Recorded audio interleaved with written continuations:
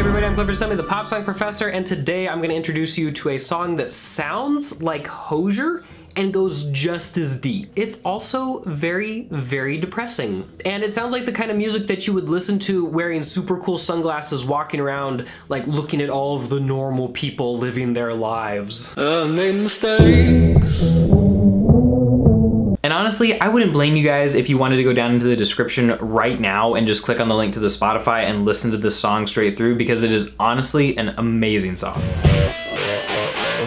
would you break me before you twist the knife? Yeah, would you take my hand and take a life? I'm too damn young to give up on the light. I'm used to the darkness. It's super intense, but not as intense as the lyrics we're about to talk about. And the person who wrote these lyrics goes by the artist name Des Rox. Des Rox grew up in New York City, traveled the world as a violin player in high school, and now apparently wants to be this super deep, heavy rock and roller. He's a pretty cool guy and he's got some pretty sweet music, but this is him in an interview. The interviewer on Audio Inc. Radio said, "I really enjoy your song, Used to the Darkness.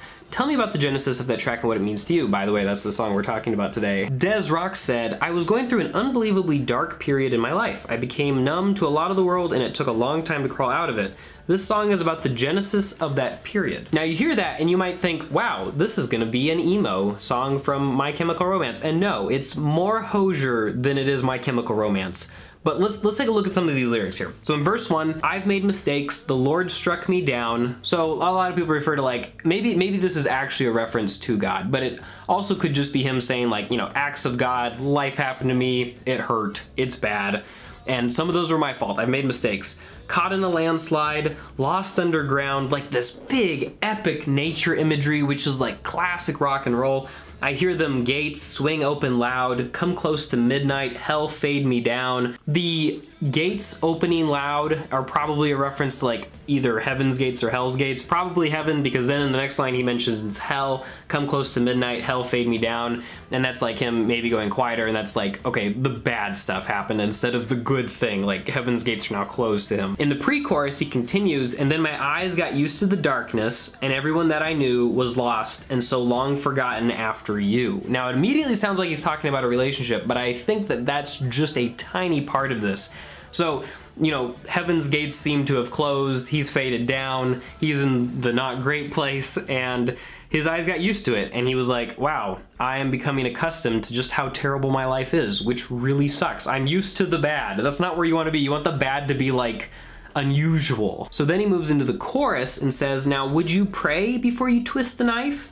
Yeah, would you take my hand and take a life?" Like, when you twist the knife, I think you're kind of referencing like stabbing somebody in the back, or like, even if you're stabbing them in the front, like you have to be close to that person for them to be able to stab you. And the fact that he's talking about, you know, so long forgotten after you, it sounds like this is the pain of somebody else hurting him. And maybe this is a relationship part, maybe this is a family member, maybe this is a friend, but all of the landslides and everything else seems to sort of be dwarfed by the pain that this one person has caused him. But then maybe there's a glimmer of hope. "I'm too damn young to give up on the light." And all of a sudden we think, wow, this could be going in a better direction. Then no, "I'm used to the darkness. I'm just a man, I'm only flesh and bone. I can't bring it back on everything I've done. And now there's no one else left to love. I'm used to the darkness." And then we come to verse 2 where he sings, "Sweet smell of roses have come at last." And that could either be a reference to like a little bit of life or some hope from the roses, or it could be death and like the flowers and the formalness of a funeral. And it could be the end. But then he says, "One fist of earth fights to come join the rest." And remember how we had all that heaven and hell imagery at the beginning, and he asks, "Now would you pray before you twist the knife?" There's a lot of like sort of semi-religious imagery here. And so when he says, "One fist of earth fights to come join the rest," it feels like maybe other people are on their inevitable path towards one place or the other, because I don't really think that things are necessarily getting better here. And in the end, I think that this song is best summed up by what he says in the bridge. "I got used to the darkness too, I got used to the darkness for you, I got used to the darkness too, yes I did." And the whole song, like, it doesn't necessarily bring a level of hope to it, because it's just sort of like telling that story of being in the dark place. And this is a very classic rock and roll theme, this sort of like darkness and this heaviness and being separate from other people. Because remember, rock and roll is inherently a counterculture.